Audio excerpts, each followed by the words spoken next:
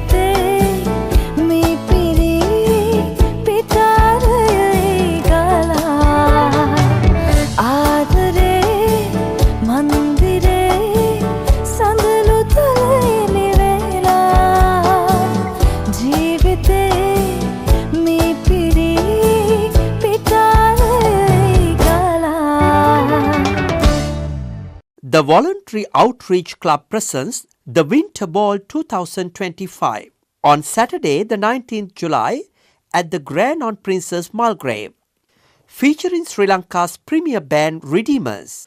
For more information, contact Bertie 0414 979 483, Frank 0414 979 401.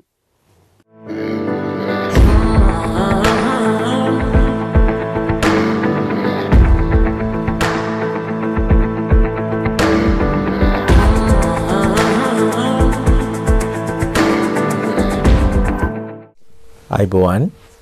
My name is Dr. Sam Dasanayake. I'm an Ayurvedic doctor practicing in Melbourne. And today in this Ayurvedic segment, we will bring about very useful information especially for patients who are suffering from asthma. Now, asthmatic patients, if teenage years and a little bit grown up, or even in your older age, even if you are sometimes taking a puffer, keep in mind you are still diagnosed as an asthmatic patient. Now, it is true that kids will overcome asthmatic situations as they grow, but not all of them. Some of them continue to use the puffer. Continuing to use the puffer is problematic because it will weaken your bronchial system. Now, it is a common factor that you will get persistent cough. That's because you are being diagnosed as asthmatic and you haven't taken your asthmatic medication. If you are a teenager, you will find it's difficult for you to take part in physical activities, sports, track and field events. But nevertheless, swimming is very useful for asthmatic patients. Why? Because it will strengthen your respiratory system, your bronchial system. Now, asthmatic can be completely cured, but keep in mind, for an asthmatic patient, you need to vigorously stick to a diet that will not build up more phlegm, and you will have to take some medication, and until you get better, you have to refrain from going out in the cold, because if you are inhaling cold air, that can trigger an asthmatic attack. If your immunity is down, if you go outside and if there's dust and pollen and heavy winds, that can trigger an asthmatic attack. So it is of utmost importance that you get rid of asthma and get better. There's Ayurvedic medicine of different caliber to treat asthmatic patients. We will look at your diet, your lifestyle, what time you go to sleep, what time you wake up, how stressful your mind is before treating an asthmatic patient. If you have a lot of mucus build up, it is time to get rid of that mucus, get yourself cleaned and get your lungs cleaned, and then you could be asthmatic free. There's no reason for you to continue with Ventolin, Seretide or Symbicort. So I hope you will make use of this information and get rid of your asthma. And until we meet again, Ayubowan.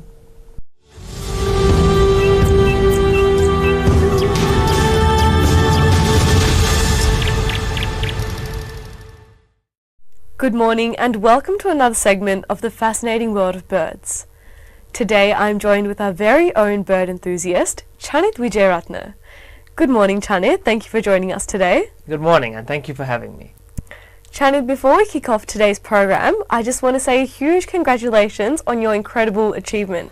Spotting 700 birds within Australia, it's such a remarkable feat at your age of 23. Well done. Thank you. And with that, I think it's perfectly time to kick off our program for today. Which bird species will you be discussing with us? Today I'll be talking about one of my favourite bird species, the Australian masked owl.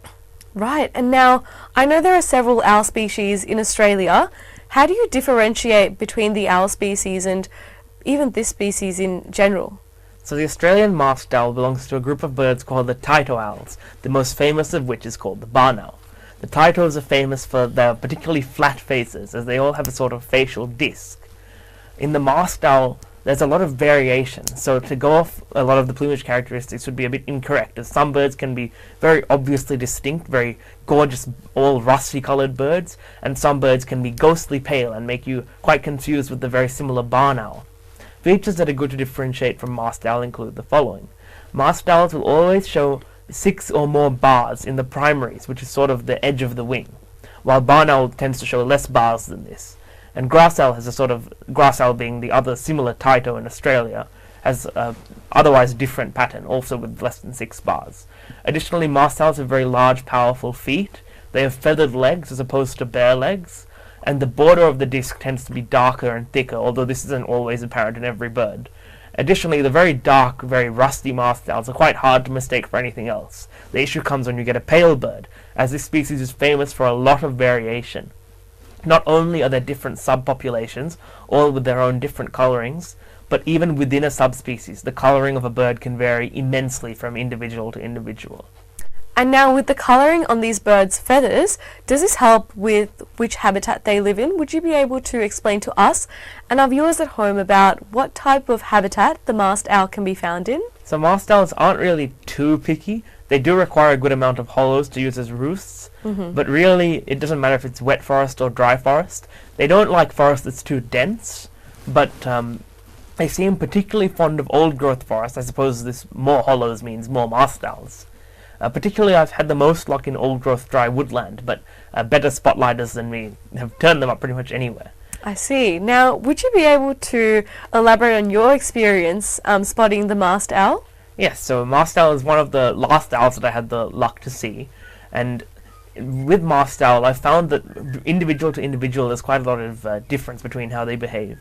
My first ever mast owl, I played the call at a likely spot to see if I would get a response, and almost immediately I heard a cackling sound coming from the trees. Then the cackling moved over me, and I tried to get my torch beam on, but it was so high up I couldn't even get it in the beam. That sounds like something out of a horror movie, actually. Yes, it just kept cackling and cackling down at me, and then eventually it settled down and gave me some really good looks at it. So it was a very cool way to see that species.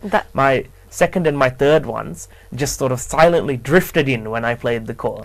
My third one, I saw it about to move, and I tried hissing at it. And it looked at me, it gave me a very judgmental look, I thought, as if, what are you trying to do? And then it gave me the most terrifying screech that it could have mustered up, as if trying to say, this is how you hiss.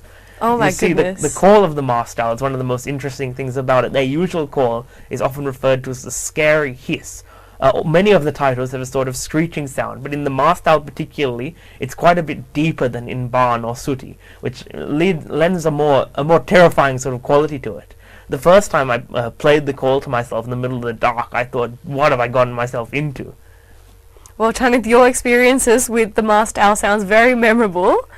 Thank you so much for sharing that with us and our viewers at home. With that, it brings us to the end of our segment today. Thank you for joining us, and once again, congratulations on your remarkable achievement of spotting 700 birds in Australia. Thanks again for having me. We'll see you again next time, and join us as we discuss another fascinating bird species.